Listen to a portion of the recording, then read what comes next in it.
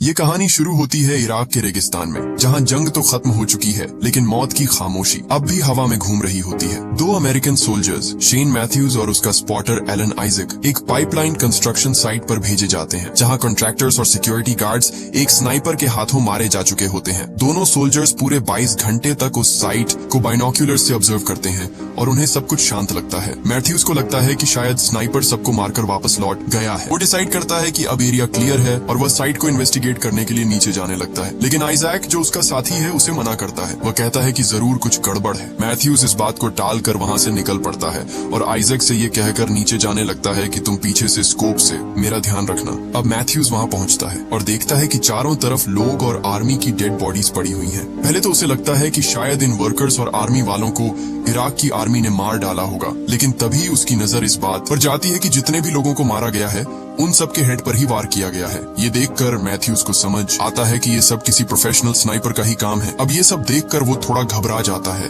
और फौरन अपने साथी आइजैक को बताता है। आइजैक उसे जवाब देता है कि तुम जितना जल्दी हो सके वहां से निकल आओ, लेकिन आइजैक की ये भी बात मैथ्यूज टाल देता है और वो उस स्नाइपर की फायर की लोकेशन पता करने के लिए इधर उधर देखता है। लेकिन जैसे ही वो देख रहा होता है उस पर किसी ने फायर कर दिया होता है। ये फायर मैथ्यूज की टांग पर लगती है और वो नीचे गिर जाता है और इसी दौरान आइजैक भी देखकर वहां से फौरन नीचे मैथ्यूज के पास आने लगता है। अब आइजैक स्पीड से मैथ्यूज की तरफ बढ़ रहा होता है और तभी वो स्नाइपर आइजैक पर भी गोली चला देता है और आइजैक भी इंजर्ड हो जाता है, लेकिन वह वहां से एक दीवार के पीछे आकर छुप जाता है, जो अब उसकी जिंदगी का आखिरी सहारा बन जाती है। अब मैथ्यूज आइजैक से कहता है कि तुम बेस से तुरंत मदद मांगो। जब आइजैक रेडियो से कांटेक्ट करने लगता है तो वह देखता है कि रेडियो का एंटीना ही टूटा हुआ है और ये एंटीना टूटने की वजह से अब वह बेस से कांटेक्ट नहीं कर सकता। ये देखकर आइजैक बहुत दुखी हो जाता है और इसी दौरान आइजैक मैथ्यूज से कहता है कि तुम वहां से हिलो मत, नहीं तो वो स्नाइपर तुम पर फायर करके मार देगा। अब आइजैक उस दीवार में एक सुराख करता है ताकि वो अपना स्कोप वहां रखकर उस स्नाइपर की लोकेशन को जान सके, लेकिन तभी उस पर बहुत सारे पत्थर गिर जाते हैं जिसकी वजह से उसका हाथ भी इंजर्ड हो जाता है। अब आइजैक के पैर पर गोली लगने की वजह से उसको बहुत दर्द हो रहा था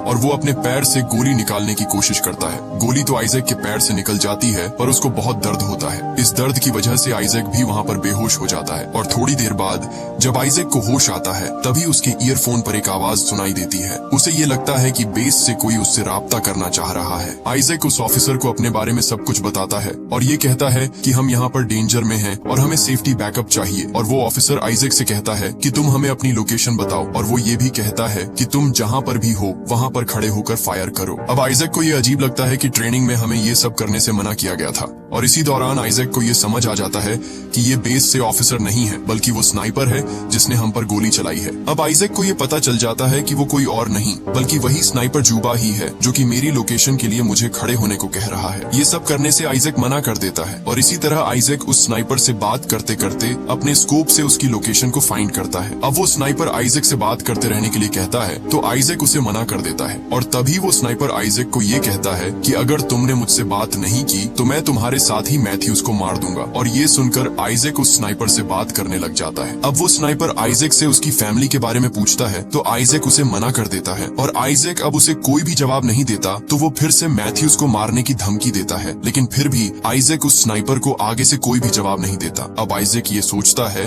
कि वो मैथ्यूज का नाम कैसे जानता है। फिर आगे से आइजैक उस स्नाइपर से ये पूछता है कि तुम्हें मैथ्यूज का नाम कैसे जानते हो। तो आगे से वो स्नाइपर जूबा ये कहता है कि मैं सिर्फ मैथ्यूज के बारे में नहीं बल्कि तुम्हारे बारे में भी सब कुछ जानता हूँ। और अब वो स्नाइपर आइजैक से ये कहता है कि अगर मैंने आज मैथ्यूज को मार दिया तो वो दूसरा यूएसए स्नाइपर होगा जो तुम्हारी वजह से मारा जाएगा, क्योंकि तुम पहले भी अपने साथी डीन को मार चुके हो। डीन आइजैक का दोस्त था और आइजैक अपने दुश्मन को मार रहा था कि उसी दौरान डीन आगे आ गया और वो भी वहाँ पर मारा गया। अब ये सुनकर आइजैक बहुत सैड हो जाता है और वो अपने आप को एक कातिल समझता है। अब आइजैक को यहाँ पर उस दीवार के पीछे छुपे हुए बहुत टाइम हो चुका था और अब टाइम गुजरने के साथ साथ आइजैक को बहुत प्यास लगी होती है और आइजैक अपनी वाटर बॉटल निकालता है और देखता है कि उसकी बॉटल में पानी बिल्कुल भी नहीं है और उसकी बॉटल में एक गोली का सोराख था जो कि आइजैक के भागते वक्त उस स्नाइपर जूबा ने उसकी वाटर बॉटल पर गोली चलाई थी ताकि वो प्यासा रहे और पानी न पी सके। और इसी दौरान वो स्नाइपर जूबा उसे ये कहता है कि मैंने तुम्हारी बॉटल पर फायर इसलिए किया ताकि तुम इसी तरह प्यासा तड़प तड़प कर मर जाओ। और वो स्नाइपर आइजैक को ये भी कहता है कि तुम्हारे एंटीना पर भी फायर मैंने इसलिए किया ताकि तुम किसी से भी हेल्प न ले सको। अब आइजैक बहुत गुस्से से उसको ये बोलता है कि तुम एक टेररिस्ट हो। जवाब में वो स्नाइपर आइजैक से कहता है कि टेररिस्ट मैं नहीं, तुम लोग हो जो कि हमारे देश में आकर इधर छुपे हो। वो स्नाइपर ये कहता है कि मैं तो अपने देश में हूँ और मैं यहाँ पर अपने देश की हिफाजत करता हूँ। और इसी दौरान आइजैक उस स्कोप से स्नाइपर जूबा की लोकेशन को ढूंढता है और वहाँ पर आइजैक एक पड़े कचरे के ढेर को देखता है और आइजैक को ये लगता है कि वो स्नाइपर शायद इसी कचरे के ढेर में छुपा बैठा हुआ है। और इसी दौरान आइजैक की भूख और प्यास की वजह से वो बेहोश होने लगता है और तभी वो स्नाइपर जूबा उससे ये कहता है कि अगर तुम यहाँ पर मर गए तो मैं तुम्हारी जुबान को निकाल कर फेंक दूंगा और तुम्हारे सर को काट कर अपने साथ लेकर जाऊंगा।